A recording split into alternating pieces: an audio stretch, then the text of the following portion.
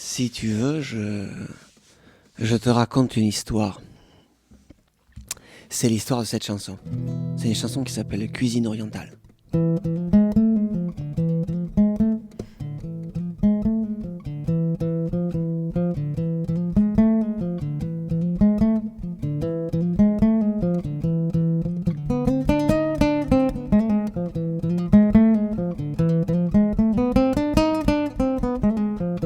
C'est ça la première idée qui m'est venue. C'est une des premières chansons que j'ai écrites au Mississippi. Qu'est-ce que je foutais dans le Mississippi? C'est ça la question. La question, c'est qu'est-ce que tu foutais dans le Mississippi, Christophe? C'est une histoire très intéressante en fait. Et c'est un peu pour ça que je joue de la musique espagnole. Enfin espagnole, espagnolette. T'appelles ça comme tu veux. Je suis juste fasciné par ce son-là.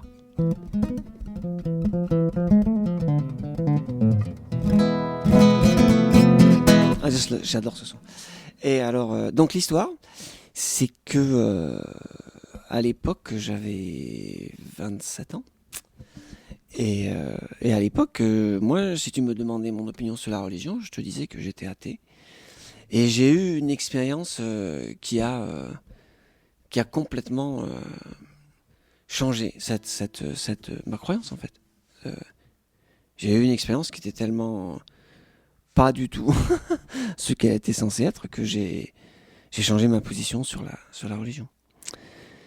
J'étais de retour chez mes parents pendant un petit moment là. Et je bossais dans un supermarché. Le matin, je faisais les rayons.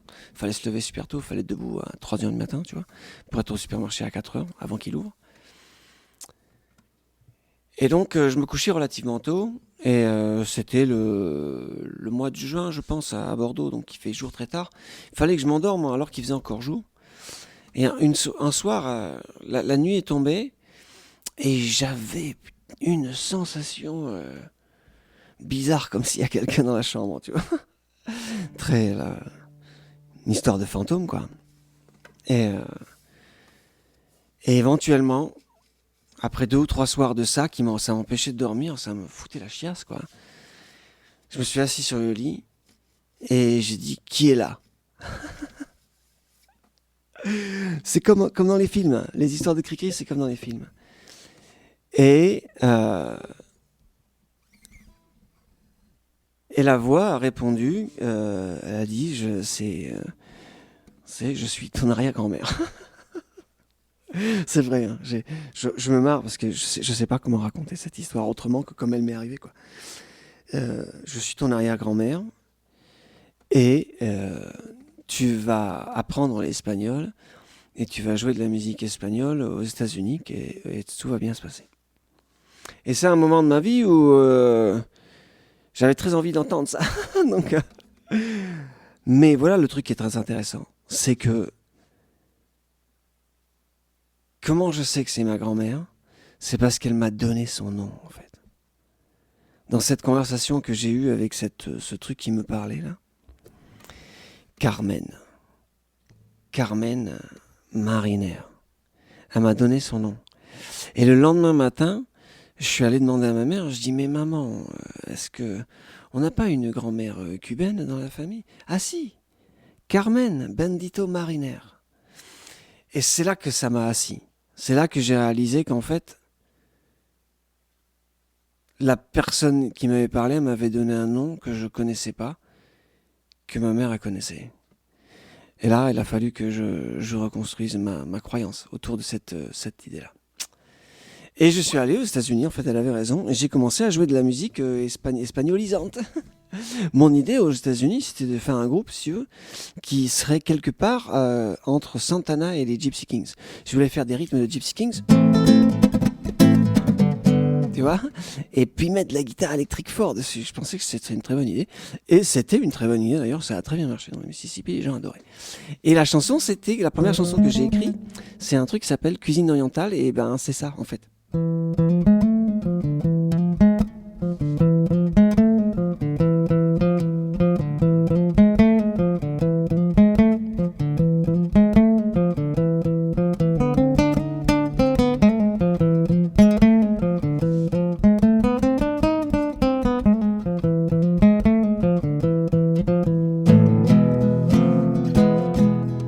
continue avec le groupe.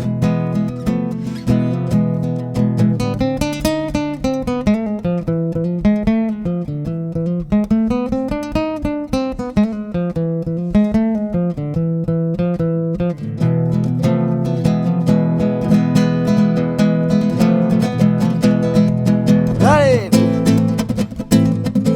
Allez, danse! Danse dans ta chambre.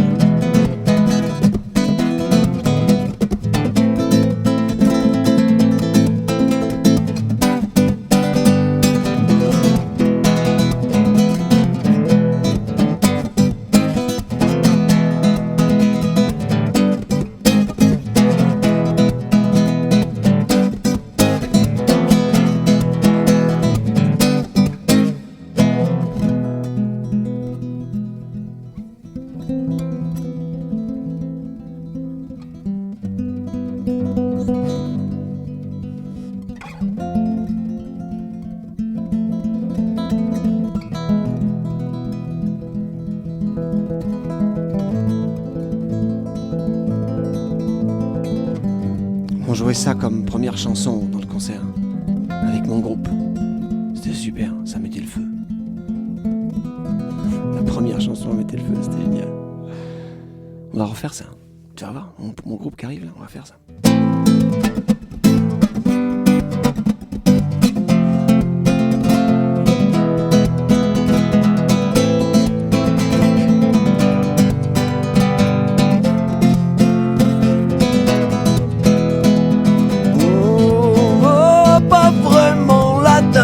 Je ne sais pas où je vais, je ne sais pas d'où je viens.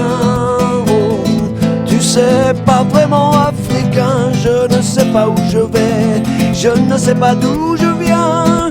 Oh, pas vraiment américain, je ne sais pas où je vais, je ne sais pas d'où je viens. La la la la la la la la la la la.